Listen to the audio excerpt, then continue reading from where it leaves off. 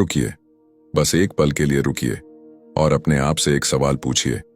महीने के आखिर में जब आप अपना बैंक बैलेंस देखते हैं तो आपके दिल में क्या होता है? क्या एक अजीब सी बेचैनी होती है? क्या एक दबी हुई शर्म होती है? क्या एक थकान होती है जो सिर्फ जिस्म की नहीं बल्कि रूह की होती है? अगर हां, तो आज का यह सफर सिर्फ आपके लिए है। बुक मीडिया पर आपका स्वागत है। आज हम एक ऐसी किताब की बात करेंगे जो सिर्फ पैसे बचाने के तरीके नहीं बताती। ये किताब आपसे पूछती है वो सवाल जो आपने खुद से कभी नहीं पूछा। यह किताब है the 7-Day financial personality reset, transform your relationship with money today. और यह किताब आपको बताती है एक बड़ी सच्चाई, पैसे की समस्या कभी सिर्फ पैसों की नहीं होती। सोचिए जरा, आपने कितनी बार सोचा है जब ज्यादा कमाऊंगा तब बचाऊंगा? आपने कितनी बार प्रॉमिस किया है खुद से अगले महीने से बजट बनाऊंगा? आपने कितनी बार कहा है बस यही आखिरी शॉपिंग है? और फिर वही हुआ जो हमेशा होता है। क्योंकि दोस्तों, पैसे की असली लड़ाई बैंक में नहीं लड़ी जाती, वो लड़ी जाती है यहां। Dramatic pause. आपके दिमाग में, आपके दिल में, आपकी उन पुरानी यादों में जो आपको अभी भी कंट्रोल कर रही हैं। यह 7 दिन का सफर एक फाइनेंशियल जर्नी नहीं है, यह एक साइकोलॉजिकल ट्रांसफॉर्मेशन है। तो तैयार हो जाइए, क्योंकि अगले कुछ मिनटों में आप वो समझेंगे जो शायद आपने पूरी जिंदगी में नहीं समझा। डे 1, अपनी फाइनेंशियल पर्सनैलिटी को पहचानो। पहला दिन और पहला सवाल सबसे जरूरी है, आप पैसों के साथ कैसे बिहेव करते हैं? नहीं, यह सवाल उतना सिंपल नहीं है जितना लगता है, क्योंकि हम में से ज्यादातर लोग अपनी फाइनेंशियल पर्सनैलिटी के बारे में बिल्कुल अंधेरे में हैं। सोचिए, एक पल, राहुल की कहानी। राहुल एक 32 साल का IT प्रोफेशनल है। अच्छी सैलरी है, 80,000 महीना कमाता है, लेकिन हर महीने के अंत में उसके पास RS 2,000-3,000 से ज्यादा नहीं बचते। उसके दोस्त उससे पूछते हैं, यार इतना कमाता है फिर भी कहां जाता है सब? राहुल खुद नहीं जानता। यही है असली समस्या। हम खर्च करते हैं बिना सोचे, बिना महसूस किए और बिना यह समझे कि हमारे ये खर्च आ कहां से रहे हैं। इस किताब के अनुसार दुनिया में मुख्यतः 5 तरह की फाइनेंशियल पर्सनैलिटीज होती हैं और हर पर्सनैलिटी की अपनी कहानी होती है, अपनी ताकत होती है और अपनी एक हिडन वीकनेस भी। पहली पर्सनैलिटी है द अवॉइडर। यह वो इंसान है जो पैसों की बात से भागता है, बैंक स्टेटमेंट्स नहीं देखता, बिल्स को ड्रॉअर में दबा देता है और सोचता है जो होगा देखा जाएगा। क्या आप पहचाने खुद को? अवॉइडर का जन्म होता है उस घर में जहां बचपन में पैसों की बात या तो लड़ाई बन जाती थी या पूरी तरह इग्नोर की जाती थी, जहां फाइनेंशियली कॉन्शियस होना अनकंफर्टेबल था। दूसरी पर्सनैलिटी है द स्पेंडर। यह वो इंसान है जिसके लिए खर्च करना एक इमोशनल रिलीज है। थका हुआ है, शॉपिंग करो, स्ट्रेस्ड हो, ऑर्डर करो ऑनलाइन, खुश हो, सेलिब्रेट करो, दुखी हो तो और ज्यादा खर्च करो। द स्पेंडर का पैसे से रिश्ता इमोशंस से जुड़ा है। यह सिर्फ चीजें नहीं खरीदता, यह फीलिंग्स खरीदने की कोशिश करता है। तीसरी पर्सनैलिटी है द होर्डर। यह वो इंसान है जो पैसे को इतनी कसकर पकड़ता है कि जिंदगी के जेन्युइन मोमेंट्स भी मिस कर देता है। यह खर्च जरूरी नहीं, यह बाद में होगा, अभी नहीं। द होर्डर के लिए पैसा सिक्योरिटी का सिंबल है और उसका डर है अगर खर्च किया तो सब कुछ छिन जाएगा। चौथी पर्सनैलिटी है द मनी मंक। यह वो इंसान है जो बिलीव करता है कि पैसा गंदा है, पैसे वाले बुरे होते हैं, अमीर होना पाप है, हम गरीब हैं लेकिन खुश हैं, पैसे से खुशी नहीं मिलती, जो मिला वो काफी है। सुनने में स्पिरिचुअल लगता है, लेकिन असलियत में यह एक डीप साइकोलॉजिकल ब्लॉक है जो आपको फाइनेंशियली आगे बढ़ने से रोकता है। पांचवी पर्सनैलिटी है द वेल्थ बिल्डर। यह वो इंसान है जो पैसे को एक टूल की तरह देखता है। न डर है, न अटैचमेंट, बस क्लैरिटी है, पर्पस है। और यह पर्सनैलिटी डेवलप की जा सकती है। यही इस पूरी किताब का वादा है। लेकिन रुकिए, डे 1 का सबसे जरूरी हिस्सा अभी बाकी है। आपकी फाइनेंशियल पर्सनैलिटी कैसे बनी? इसका जवाब है आपके मनी स्क्रिप्ट्स। मनी स्क्रिप्ट्स वो ऑटोमेटिक बिलीव्स हैं जो हम बचपन में अब्सॉर्ब कर लेते हैं, जो हमारे घर में, हमारे माहौल में, हमारे पेरेंट्स के बिहेवियर में थे। सोचिए जरा, क्या आपने बचपन में सुना था, पैसे पेड़ पर नहीं उगते, हम इतने अमीर नहीं हैं, ज्यादा मांगना शर्म की बात है, पैसे से आदमी बिगड़ जाता है? अगर हां, तो ये लाइंस अभी भी आपके दिमाग में हैं, आपके डिसीजंस में हैं। ये बहुत पावरफुल इंसाइट है। राहुल को याद आया, उसके पिताजी हमेशा कहते थे, जितना है उसमें खुश रहो। यह एक ब्यूटीफुल वैल्यू थी, लेकिन राहुल के सबकॉन्शियस ने इसे ट्रांसलेट किया, ज्यादा चाहना गलत है, और इसीलिए जब भी राहुल को इन्वेस्टमेंट का मौका मिला, उसने पीछे हट गया, विदाउट रियलाइजिंग व्हाई। डे 1 का एक्सरसाइज। आज रात एक कागज लीजिए, उस पर लिखिए, बचपन में आपके घर में पैसों के बारे में क्या कहा जाता था, क्या देखा था आपने, क्या महसूस किया था। यह एक्सरसाइज छोटी लग सकती है, लेकिन यह आपकी पूरी फाइनेंशियल लाइफ का पहला सच्चा एक्सरे है। पहचानना ही बदलाव की शुरुआत है। डे 2, टॉक्सिक मनी बिलीफ्स को तोड़ो। दूसरा दिन, और आज हम उन जंजीरों की बात करेंगे जो दिखती नहीं लेकिन जकड़ती हैं। क्या आप जानते हैं कि एक इंसान अपनी पूरी जिंदगी एक ऐसे बिलीफ के साथ जी सकता है जो कंप्लीटली फॉल्स है, और उसे पता भी नहीं? यही होता है हमारी टॉक्सिक मनी बिलीफ्स के साथ। इस किताब में एक बहुत पावरफुल कंसेप्ट है, द बिलीफ बिहेवियर लूप। यह लूप ऐसे काम करता है, आपका एक बिलीफ होता है, जैसे मैं फाइनेंशियली स्मार्ट नहीं हूं। यह बिलीफ एक बिहेवियर क्रिएट करता है। आप इन्वेस्टमेंट के बारे में नहीं सोचते, किसी से नहीं पूछते, कोशिश नहीं करते।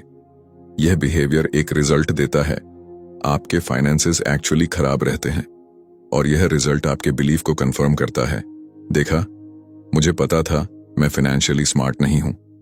यह लूप बंद दरवाजे की तरह है, जो बाहर से भी बंद है और अंदर से भी। लेकिन हर लूप में एक कमजोर कड़ी होती है, और वो कड़ी है वो पहला बिलीफ। सोचिए अपनी जिंदगी के सबसे हार्मफुल मनी बिलीफ के बारे में। शायद यह है, पैसा मेरे लिए नहीं है। यह बिलीफ कहां से आया? किसने कहा था यह पहली बार? क्या यह एक्चुअली सच है? एक बहुत जरूरी बात, इस किताब के राइटर कहते हैं, हमारे मोस्ट पावरफुल मनी बिलीफ्स वो नहीं हैं जो हमने सोचे हैं, वो हैं जो हमने फील किए हैं। एक बच्चे ने देखा, जब घर में पैसे आते थे तो माँ पापा में लड़ाई होती थी। उसका दिमाग ने क्या सीखा? पैसा छो कॉन्फ्लिक्ट, छो पेन। बड़े होकर यह बच्चा सक्सेसफुल हो सकता है, एजुकेटेड हो सकता है, लेकिन जब भी उसके लाइफ में पैसे की ग्रोथ होगी, एक अनएक्सप्लेन्ड एंजाइटी आएगी, एक सैबोटाज होगा, और उसे समझ नहीं आएगा क्यों।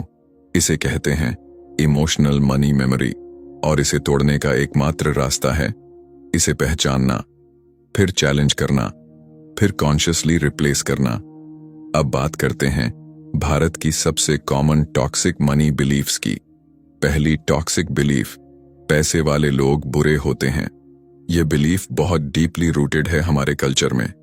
हमने बॉलीवुड में देखा है, हमने स्टोरीज में सुना है, हमने अपने आसपास अमीरों के बारे में नेगेटिव कमेंट्स सुने हैं। जब आप डीपली बिलीव करते हैं कि अमीर लोग बुरे होते हैं, तो आपका सबकॉन्शियस कभी नहीं चाहेगा कि आप अमीर बने, क्योंकि आप खुद को बुरा नहीं बनाना चाहते।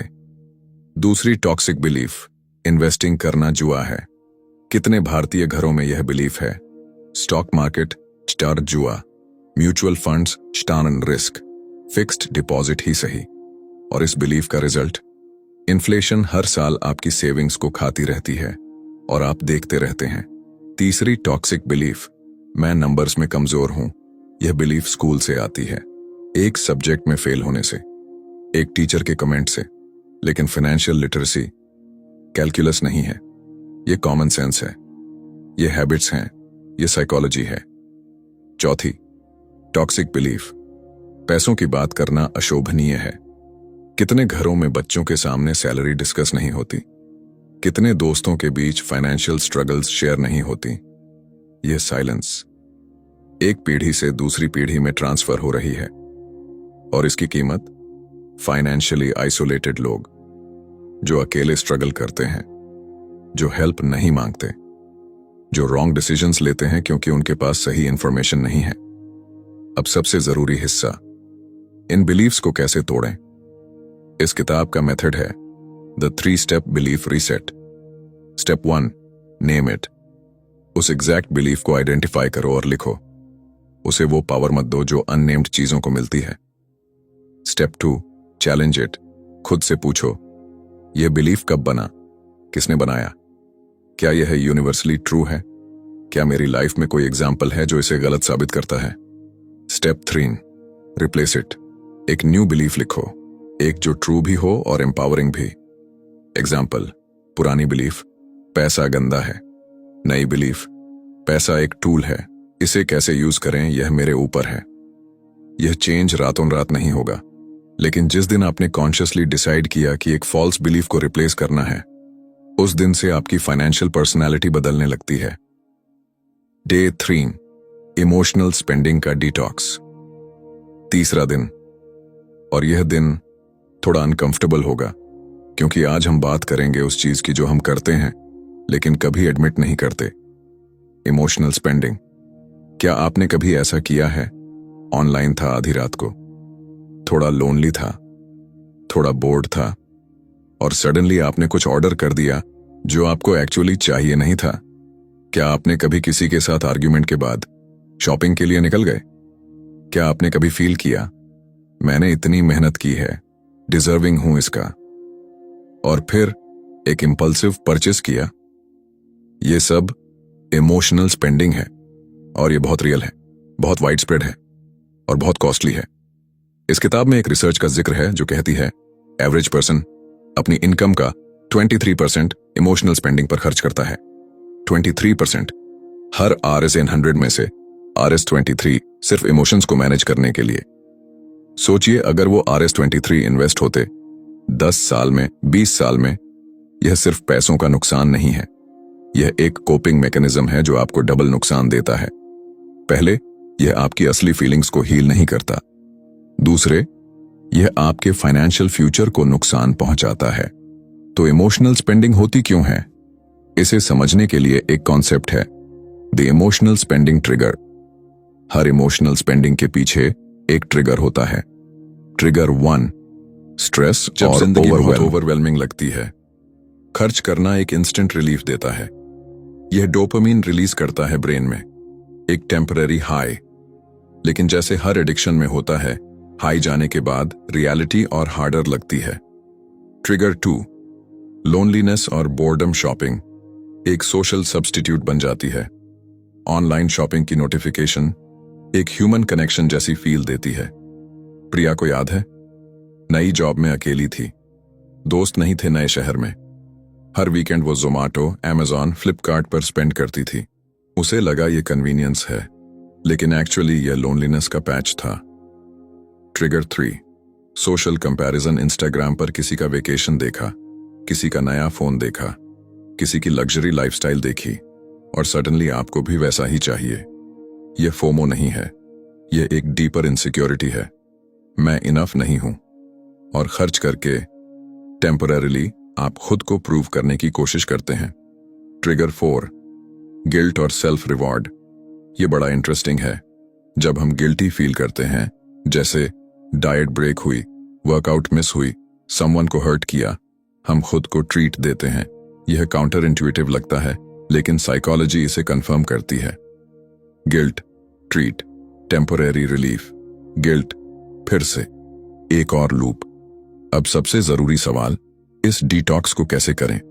The 24 hour rule. किसी भी अनप्लान्ड परचेस से पहले 24 घंटे रुकिए। बस इतना। 24 घंटे में वो इमोशनल ट्रिगर जो आपको पुश कर रहा था, वो कम हो जाता है, और आप क्लैरिटी से डिसाइड कर सकते हैं। The emotion journal. जब भी आप कुछ खरीदने की अर्ज फील करें, एक छोटी जर्नल एंट्री करें। मैं अभी क्या फील कर रहा हूं? यह परचेज एक्चुअली मुझे क्या देगी? क्या कोई और तरीका है इस फीलिंग को एड्रेस करने का? यह एक्सरसाइज आपको बहुत क्विकली पता दे देती है कि आपके इमोशनल स्पेंडिंग के ट्रिगर्स क्या हैं। The will I remember this test. हर परचेज से पहले पूछिए, क्या 5 साल बाद भी यह मैटर करेगा? अगर नहीं, तो शायद यह इमोशनल स्पेंडिंग है। लेकिन एक बात और, इमोशनल स्पेंडिंग का डिटॉक्स सेल्फ पनिशमेंट नहीं है। यह किताब बहुत क्लियरली कहती है, आप खुद को डिनाई नहीं कर रहे, आप खुद को अंडरस्टैंड कर रहे हैं। जब आप जानते हैं कि यह परचेज इमोशन ड्रिवन है, तो आपके पास चॉइस होती है। आप चूज कर सकते हैं खरीदना कॉन्शियसली, या आप चूज कर सकते हैं उस इमोशन को किसी दूसरे हेल्थियर तरीके से एड्रेस करना। यही है फाइनेंशियल मैच्योरिटी। यही है डे 3 का सबसे बड़ा गिफ्ट।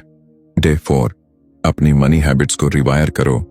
चौथा दिन, और यह वो दिन है जहां से रियल ट्रांसफॉर्मेशन शुरू होती है। क्योंकि आज हम बात करेंगे हैबिट्स की, लेकिन ऑर्डिनरी हैबिट्स की नहीं। हम बात करेंगे उन मनी हैबिट्स की जो आपके ब्रेन में इतनी डीपली वायर्ड हो चुकी हैं कि आप उन्हें डिसीजंस नहीं मानते। आपको पता भी नहीं कि आप हर रोज फाइनेंशियली कितने ऑटोमेटिक पायलट पर हैं। एक पावरफुल कॉन्सेप्ट है इस किताब में, द फाइनेंशियल हैबिट लूप। यह कॉन्सेप्ट ओरिजिनली चार्ल्स डुहिग की किताब द पावर ऑफ हैबिट से इंस्पायर्ड है, लेकिन इस किताब ने इसे स्पेसिफिकली मनी के कॉन्टेक्स्ट में अप्लाई किया है। हर फाइनेंशियल हैबिट 3 पार्ट्स से बनी है, Q, routine, reward. Q, example, महीने की 1 तारीख को सैलरी आई। रूटीन, तुरंत EMIs भरी, फिर जो बचा वो खर्च किया। रिवॉर्ड, उस महीने कंफर्टेबल फील हुआ। यह रूटीन इतनी बार रिपीट हुई कि अब यह ऑटोमेटिक है। लेकिन क्या यह हैबिट आपको वेल्थी बना रही है? नहीं, क्योंकि यह स्पेंड एंड सेव माइंडसेट है। वेल्थ बिल्डिंग में होता है सेव फर्स्ट देन स्पेंड। यह छोटा सा शिफ्ट रेवोल्यूशनरी है, पे योरसेल्फ फर्स्ट। यह कॉन्सेप्ट नया नहीं है, लेकिन इसे एक्चुअली इंप्लीमेंट करना, यही बड़ी बात है। जैसे ही सैलरी आए, सबसे पहले अपने इन्वेस्टमेंट सेविंग्स अकाउंट में ट्रांसफर कर दो। चाहे Rs500 हो, चाहे Rs5000, जो बचे उससे जिंदगी चलाओ। यह हैबिट एक नया लूप बनाती है। क्यू, सैलरी आई, new routine, RSX automatically savings में गए। रिवॉर्ड, फ्यूचर सिक्योरिटी की फीलिंग, फाइनेंशियल प्रोग्रेस का सेटिस्फैक्शन। और जितना यह लूप रिपीट होगा, उतना यह स्ट्रॉन्गर होता जाएगा। अब बात करते हैं उन स्पेसिफिक हैबिट्स की जो आपकी फाइनेंशियल पर्सनैलिटी को ट्रांसफॉर्म करती हैं। Habit 1, daily financial awareness, 5 minutes. हर रात सोने से पहले 5 मिनट के लिए अपने फाइनेंसेस को देखो। आज क्या कमाया, क्या खर्च किया, क्या बचाया। यह अकाउंटिंग नहीं है, यह माइंडफुलनेस है। जब आप रोज अपने फाइनेंसेस को देखते हैं, वो इनविजिबल नहीं रहते, और जो विजिबल है उसे आप मैनेज कर सकते हैं। Habit 2, the weekly money date. हर हफ्ते एक मनी डेट रखिए। 30 मिनट अपने बजट को रिव्यू करिए, अपने गोल्स को देखिए, नेक्स्ट वीक की प्लान बनाइए। यह बोरिंग नहीं है, यह एक रिलेशनशिप है खुद से और अपने फाइनेंशियल फ्यूचर से। जो लोग अपने फाइनेंसेस को रेगुलरली टाइम देते हैं, वो फाइनेंशियली 3x बेटर परफॉर्म करते हैं उन लोगों से जो इग्नोर करते हैं। Habit 3, the 1 day wait. Habit यह हमने डे 3 में थोड़ा टच किया था, लेकिन इसे एक परमानेंट हैबिट बनाइए। Rs500 से ज्यादा के किसी भी अनप्लैन्ड परचेस के लिए मिनिमम 1 रात सोइए। यह एक हैबिट है जो महीने में लिटरली हजारों रुपए बचा सकती है। Habit 4, automate everything possible. Banks में ऑटो सेव फीचर्स होती हैं, म्यूचुअल फंड में SIP होती है। जब सेविंग इन्वेस्टिंग ऑटोमेटिक हो जाती है, आपकी विल पावर की जरूरत नहीं होती। विल पावर एक लिमिटेड रिसोर्स है, ऑटोमेशन अनलिमिटेड है। लेकिन यहां एक बड़ी साइकोलॉजिकल इंसाइट है। हैबिट्स चेंज करने में सबसे बड़ी बैरियर है फॉल्स आइडेंटिटी। जब तक आप खुद को फाइनेंशियली इररिस्पॉन्सिबल पर्सन मानते हैं, नई हैबिट्स टिकती नहीं, क्योंकि हमारी एक्शंस हमारी आइडेंटिटी के कंसिस्टेंट होने की कोशिश करती हैं। यही ट्रांजिशन होती है डे 5 में। अभी के लिए डे 4 का सबसे बड़ा लेसन यह है, वेल्थ बिल्डिंग एक टैलेंट नहीं है, यह एक सेट ऑफ हैबिट्स है, और हैबिट्स चेंज होती है। जब आप अपनी एक भी टॉक्सिक मनी हैबिट को एक हेल्थी हैबिट से रिप्लेस करते हैं, आप अपने ब्रेन को लिटरली रीवायर कर रहे होते हैं। यह न्यूरोसाइंस है, यह मैजिक नहीं है, लेकिन इफेक्ट बिल्कुल मैजिकल लगता है। डे 5, अपनी वेल्थ आइडेंटिटी बनाओ, 5वां दिन। और यह दिन सबसे ट्रांसफॉर्मेशनल है, क्योंकि आज हम उस चीज की बात करेंगे जो सब कुछ बदल देती है, आपकी आइडेंटिटी। एक सवाल पूछिए खुद से, अभी इस पल। जब कोई आपसे पूछता है आप कौन हैं, आप क्या कहते हैं? मैं एक टीचर हूं, मैं एक इंजीनियर हूं, मैं एक माँ हूं, लेकिन क्या आपने कभी कहा है मैं एक फाइनेंशियली रिस्पॉन्सिबल पर्सन हूं, मैं एक वेल्थ बिल्डर हूं, मैं पैसों को वाइजली मैनेज करता हूं? शायद नहीं, क्योंकि यह आपकी आइडेंटिटी का हिस्सा नहीं बनी अभी तक। और जब तक यह आइडेंटिटी नहीं बनती, कोई भी हैबिट, कोई भी टिप, कोई भी स्ट्रैटेजी परमानेंटली काम नहीं करती। यह किताब एक बहुत पावरफुल ट्रूथ कहती है, आप वैसा नहीं करते जैसा आप जानते हैं, आप वैसा करते हैं जैसे आप खुद को मानते हैं। जरा रुककर सोचिए इस बात को। आप जानते हैं कि सेविंग जरूरी है, लेकिन करते नहीं। आप जानते हैं कि इन्वेस्टमेंट इंपॉर्टेंट है, लेकिन शुरू नहीं करते। आप जानते हैं कि बजट बनाना चाहिए, लेकिन बनाते नहीं। क्यों? क्योंकि आपकी सेल्फ इमेज अभी भी वही पुरानी है। जेम्स क्लियर ने अपनी किताब एटॉमिक हैबिट्स में कहा था, आइडेंटिटी बेस्ड हैबिट्स सबसे पावरफुल होती हैं। यह किताब उसी कॉन्सेप्ट को फाइनेंशियल वर्ल्ड में अप्लाई करती है। आइडेंटिटी शिफ्ट कैसे होती है? यह एक ग्रैंड डिक्लेरेशन नहीं है, यह छोटे छोटे एक्शंस का एक्यूमुलेशन है। हर बार जब आपने आर्स 100 सेव किए, आपने खुद को प्रूव किया कि आप सेवर हैं। हर बार जब आपने इमोशनल स्पेंडिंग को रोका, आपने खुद को प्रूव किया कि आप डिसिप्लिन्ड हैं।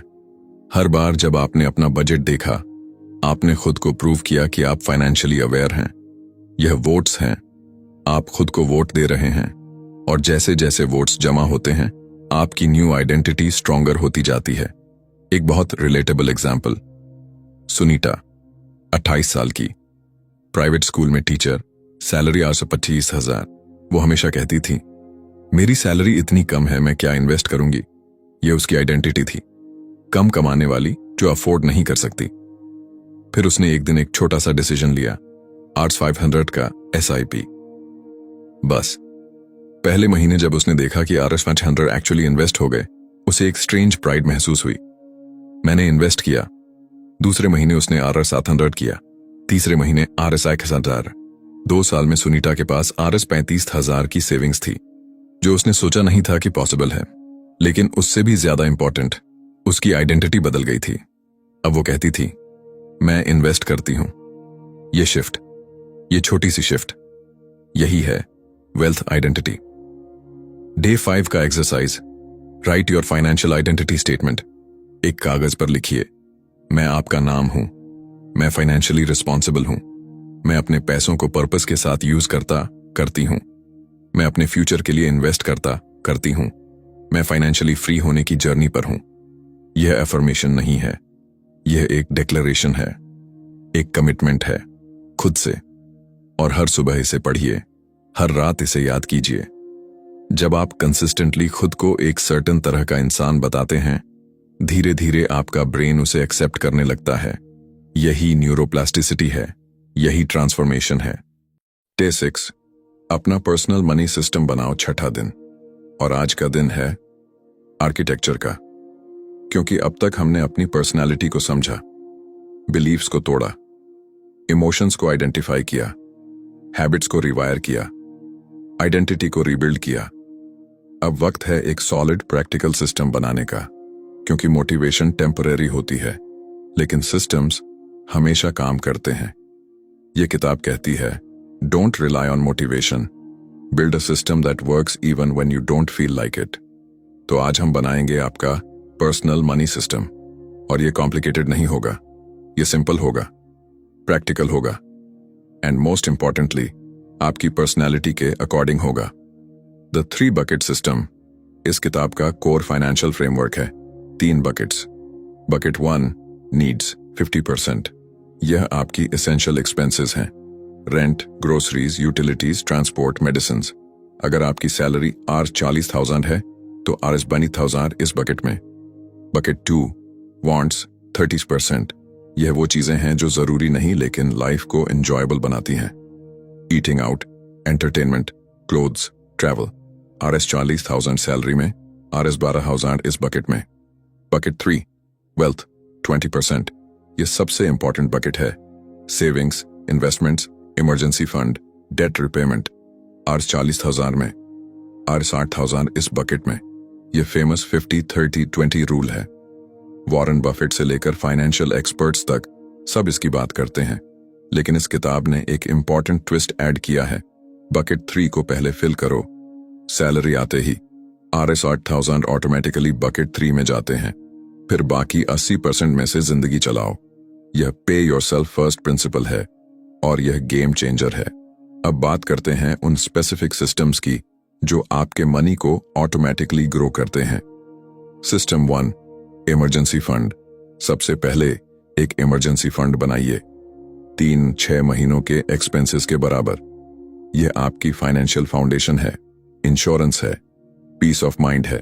जब आपके पास इमरजेंसी फंड होता है, आप फाइनेंशियली पैनिक नहीं करते, और जब आप पैनिक नहीं करते, आप बेटर डिसीजंस लेते हैं। अरुण की याद आती है, उसके घर में सडनली मेडिकल इमरजेंसी आई, RS 80,000 का बिल। उसके पास इमरजेंसी फंड था 6 मंथ्स का। उसने कामली बिल भरा और उस रात चैन से सोया। उसके दोस्त ने, जिसके पास इमरजेंसी फंड नहीं था और सिमिलर सिचुएशन आई, लोन लेना पड़ा हाई इंटरेस्ट पर, और अगले 2 साल उस लोन के साथ स्ट्रगल किया। इमरजेंसी फंड सिर्फ पैसों का बफर नहीं है, यह इमोशनल स्टेबिलिटी का सोर्स है। System 2, debt destruction plan. अगर आपके ऊपर डेट है, यह आपकी सबसे बड़ी फाइनेंशियल प्रायोरिटी होनी चाहिए। इस किताब में 2 मेथड्स हैं।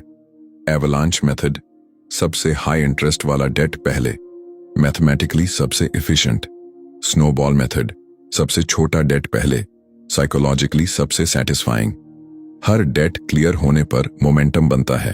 अगर आप समवन हैं जिन्हें मोटिवेशन की जरूरत है, स्नोबॉल मेथड। अगर आप नंबर्स ड्रिवन हैं, एवलांच मेथड।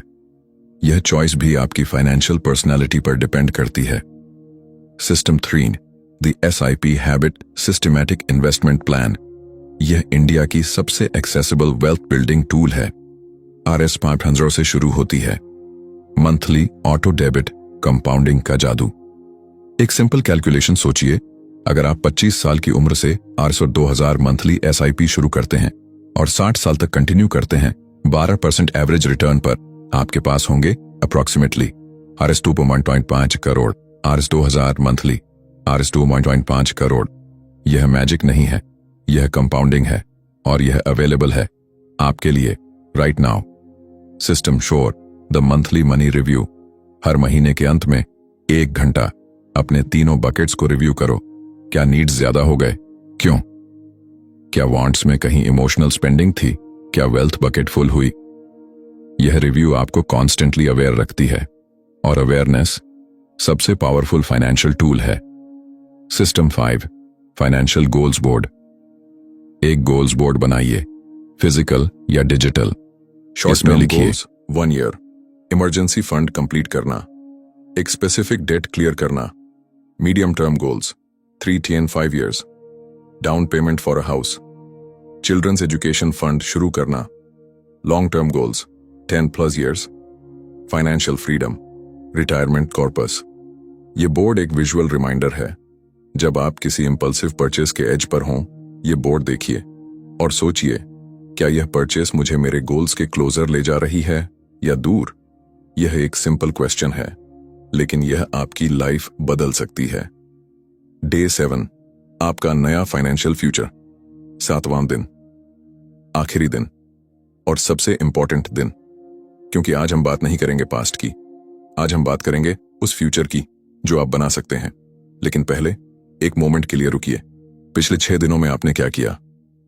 आपने अपनी फाइनेंशियल पर्सनालिटी को पहचाना। आपने उन टॉक्सिक बिलीव्स को देखा जो आपको होल्ड बैक कर रही थीं। आपने इमोशनल स्पेंडिंग के पैटर्न्स को समझा। आपने अपनी हैबिट्स को रीवायर करने के टूल्स सीखे। आपने एक नई वेल्थ आइडेंटिटी क्रिएट की। आपने एक प्रैक्टिकल मनी सिस्टम बनाया। यह कोई छोटी बात नहीं है। ज्यादातर लोग पूरी जिंदगी बिता देते हैं बिना यह काम किए। आपने यह जर्नी शुरू की, और यही सबसे बड़ी जीत है। अब डे 7 का सबसे powerful concept, the compound effect of identity. याद है हमने डे 5 में वेल्थ आइडेंटिटी की बात की थी। आज उसका एक्सटेंशन है। जब आपकी आइडेंटिटी शिफ्ट होती है, यह सिर्फ आपके फाइनेंशियल बिहेवियर को नहीं बदलती, यह आपकी पूरी लाइफ को बदलती है। एक फाइनेंशियली कॉन्फिडेंट इंसान नेगोशिएशंस में बेटर होता है। एक फाइनेंशियली अवेयर इंसान रिलेशनशिप्स में बेटर होता है। एक फाइनेंशियली सिक्योर इंसान करियर में बेटर डिसीजंस लेता है। पैसा एक आइसोलेटेड टॉपिक नहीं है। पैसा आपकी फ्रीडम से जुड़ा है, पैसा आपकी चॉइसेस से जुड़ा है, पैसा आपकी डिग्निटी से जुड़ा है। जब आप फाइनेंशियली फ्री होते हैं, आप वो जॉब नहीं करते जो आपको मिजरेबल बनाती है। जब आप फाइनेंशियली फ्री होते हैं, आप उस टॉक्सिक रिलेशनशिप में नहीं रहते सिर्फ सिक्योरिटी के लिए। जब आप फाइनेंशियली फ्री होते हैं, आप अपने ड्रीम्स को सीरियसली लेते हैं। यही है असली ट्रांसफॉर्मेशन। यही है वो फ्यूचर जो यह 7 डे जर्नी आपके लिए पॉसिबल बनाती है। लेकिन एक बड़ी वार्निंग है डे 7 में। The implementation gap. यह एक डेंजरस कॉन्सेप्ट है। यह गैप है नोइंग और डूइंग के बीच। आप अब बहुत कुछ जानते हैं, लेकिन जानना काफी नहीं है। इस किताब के अनुसार 90% लोग एक इंस्पायरिंग बुक पढ़ते हैं, मोटिवेटेड फील करते हैं, और फिर कुछ नहीं बदलता। क्यों? क्योंकि वो एक्शन नहीं लेते। इस किताब का लेखक एक वेरी स्पेसिफिक चैलेंज देता है डे 7 पर। The first 48 hours rule. अगले 48 घंटों में आपको एक कॉन्क्रीट फाइनेंशियल एक्शन लेनी है, बस एक। ये हो सकता है SIP शुरू करना, RF 500 का भी, इमरजेंसी फंड के लिए एक सेपरेट अकाउंट खोलना, अपने सबसे टॉक्सिक मनी बिलीफ को आइडेंटिफाई करके एक न्यू बिलीफ लिखना, अपने मंथली बजट का पहला ड्राफ्ट बनाना। बस एक एक्शन, क्योंकि पहला कदम सबसे कठिन होता है, लेकिन जब वो उठ जाता है, दूसरा कदम नेचुरली आता है, फिर तीसरा, फिर एक दिन आप पीछे मुड़कर देखते हैं और रियलाइज करते हैं, मैं कितनी दूर आ गया हूं। द डीपर लेसन, जो किताब के लाइंस के बीच है। अब मैं आपसे एक बहुत पर्सनल बात करना चाहता हूं। यह किताब टेक्निकली फाइनेंशियल है, लेकिन इसकी सोल डीपली ह्यूमन है। इस किताब की असली बात यह है, आप अपने पास्ट की डिसीजंस के सम नहीं हैं। जितना पैसा आपने गलत जगह खर्च किया वो गया नहीं है, वो एक लेसन बन गया। जितनी बार आपने बजट बनाया और तोड़ा, वो फेलियर नहीं थे, वो अटेम्प्ट्स थे। जितनी बार आपने फाइनेंशियली स्ट्रगल किया, वो आपकी वीकनेस नहीं थी, वो आपकी इनकम्प्लीटनेस थी। एक जानकारी की, एक अवेयरनेस की, एक सिस्टम की। और अब आपके पास वो है। सोचिए उस 60 साल के आदमी के बारे में जो रिटायर होने के बाद रिग्रेट करता है, जिसने हर साल सोचा अगले साल से सेविंग शुरू करूंगा, और फिर वो अगला साल कभी नहीं आया। अब वो आपसे कहना चाहता है, जो मैं नहीं कर पाया तुम करो। ये किताब उसी की आवाज है। ये वो लेटर है जो आपका फ्यूचर सेल्फ 20 साल बाद का आप आज के आपको लिख रहा है। शुरू करो अभी, आज। परफेक्ट टाइम का इंतजार मत करो, परफेक्ट टाइम कभी नहीं आता। स्मॉल शुरुआत करो, कंसिस्टेंट रहो, और ट्रस्ट करो प्रोसेस पर। की लेसन्स, पूरी किताब का सार। आइए एक बार पूरी जर्नी को समराइज करें। डे 1 ने सिखाया, पहले खुद को पहचानो। आपकी फाइनेंशियल पर्सनैलिटी क्या है, आपके मनी स्क्रिप्ट्स क्या हैं। सेल्फ अवेयरनेस के बिना कोई भी चेंज सस्टेनेबल नहीं है। डे 2 ने सिखाया, वो झूठे बिलीफ्स जो आपको रोक रहे हैं, उन्हें चैलेंज करो। Name them, challenge them, replace them. Beliefs ही बिहेवियर बनाते हैं। डे 3 ने सिखाया, इमोशनल स्पेंडिंग एक कोपिंग मैकेनिज्म है। इसे जज मत करो, समझो, और हेल्थियर ऑल्टरनेटिव्स ढूंढो। पैसे से इमोशंस हील नहीं होते। डे 4 ने सिखाया, हैबिट्स वो साइलेंट आर्किटेक्ट्स हैं जो आपकी फाइनेंशियल रियलिटी बनाते हैं।